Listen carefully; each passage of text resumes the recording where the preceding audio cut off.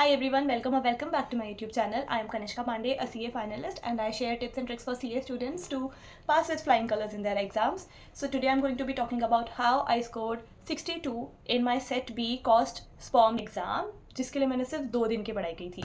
And मैंने similar video set a law के लिए भी बनाई हुई है, जिसका लिंक आपको डिस्क्रिप्शन में मिल जाएगा.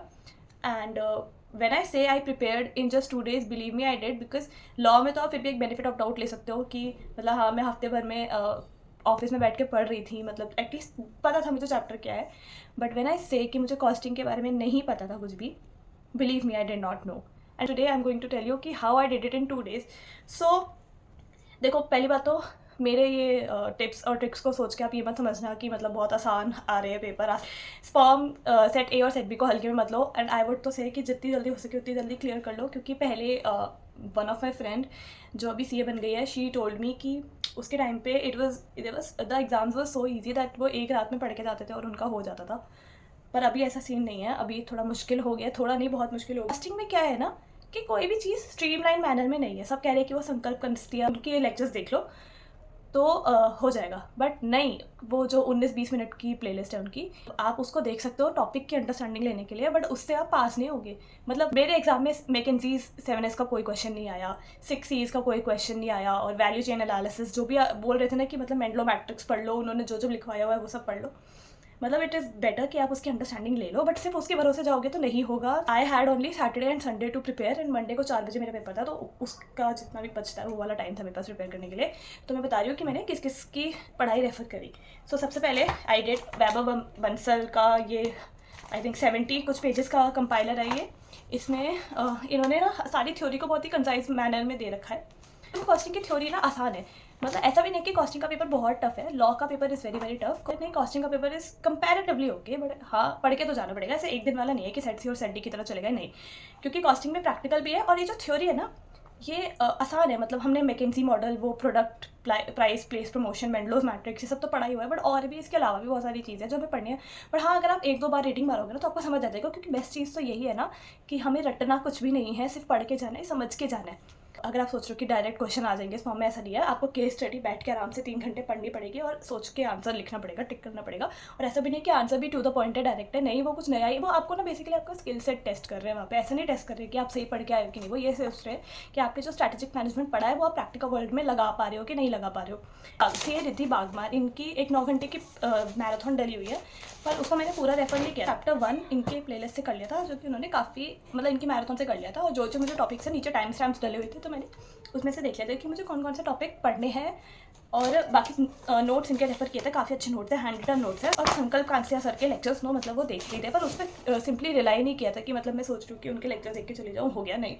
ठीक है, ये होगी थ्योरी वाली बात. तो प्रैक्टिकल के लिए आदि अहमद सर की 3 वीडियोज़ है, उसमें उन्होंने बहुत बहुत सही तरीके से प्रैक्टिकल करवा रखा है. सुनील सर है, तो उन्होंने उनका लेक्चर्स बहुत लंबे लंबे है, तो ऑब्वियसली मैं 2 दिन में तो वो नहीं कर सकती.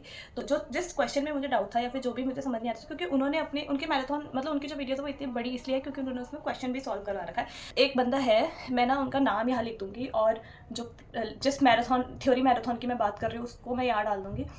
लेजिट मैं बता रही हूँ, इनका जो इन्होंने हर टाइम पे ना क्वेश्चन, मतलब इन क्वेश्चन के तरीके से इन्होंने बता रखा है कि थ्योरी में क्या क्या इंपॉर्टेंट है. इनका बताया हुआ सारा इंपॉर्टेंट कर लेना, क्योंकि इन्होंने एक्चुअली में सब कुछ बता रखा है, जो जो भी आ सकता है. मेरे एग्जाम में 50% थ्योरी 50% प्रैक्टिकल आया था.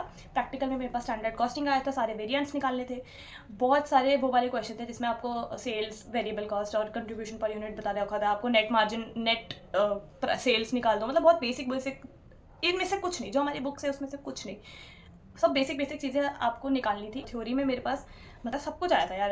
और सबसे पहला क्वेश्चन था मेरा कुछ परफॉर्मेंस रिपोर्ट से रिलेटेड भी आया था, और ऑटोमेटेड इंडस्ट्री ब्लॉकचेन एनालिसिस. और एक क्वेश्चन था कि मतलब अगर आप अपने बिजनेस में इंटीग्रेटेड चैट सिस्टम को डाल रहे हो तो वो क्या हुआ. तो मेरे को पता नहीं था, बट मैंने अपना दिमाग लगाया कि यार चैट सिस्टम डाल लो तो ऑब्वियसली वो आर्टिफिशियल इंटेलिजेंस होगा, क्योंकि हम चैट जीपीटी यूज़ करते हैं, जबकि मैंने ये पढ़ा नहीं था. तो आप कुछ कुछ क्वेश्चन अपने कॉमन सेंस से भी हैंडल कर लोगे, डोंट वरी.